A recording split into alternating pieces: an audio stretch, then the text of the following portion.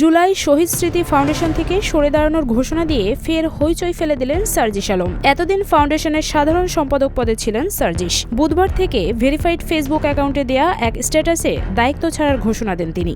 জানান, এখন থেকে জুলাই শহীদ স্মৃতি ফাউন্ডেশনের সাধারণ সম্পাদক নামে কোনো পদ আর থাকবে না। সেই সাথে পদ ছাড়ার কারণও জানান জুলাই আন্দোলনের এই তরুণ তুর্কি।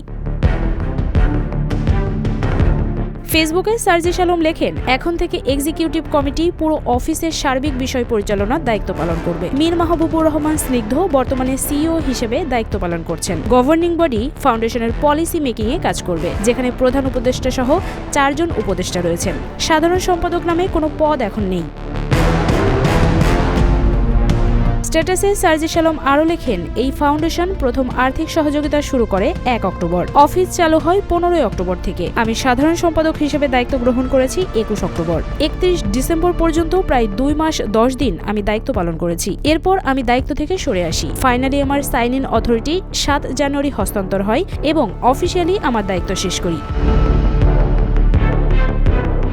31 ডিসেম্বর পর্যন্ত ভেরিফাইড 826 শহীদ পরিবারের মধ্যে 628 জনকে আর্থিক সহযোগিতা করা হয়। পাশাপাশি প্রায় 11,000 ভেরিফাইড আহতদের মধ্যে প্রায় 2,000 আহতকে আর্থিক সহযোগিতা করা হয়।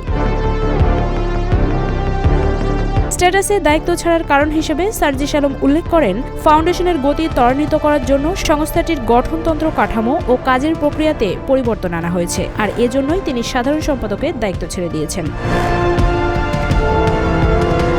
এ বিষয়ে সার্জিস আলম লিখেন, যতদিন পর্যন্ত আমি আমার সর্বোচ্চ সময় ফাউন্ডেশনে দিতে পেরেছি ততদিন আমি দায়িত্ব পালন করেছি। যখন মনে হয়েছে এখন থেকে ফাউন্ডেশনের প্রয়োজনীয় সময় দেয়া আমার জন্য সম্ভব হবে না, তখন আমি দায়িত্ব থেকে সরে এসেছি। আমার কাছে সীমাবদ্ধতা অ্যাড্রেস করা এবং সে অনুযায়ী দায়িত্ব গ্রহণ বা ত্যাগ করা কোনো দুর্বলতা নয়, এটাতে সৎ সাহস লাগে। আমি চেষ্টা করেছি আমার চেয়ারের দায়িত্বের সাথে সৎ থাকতে।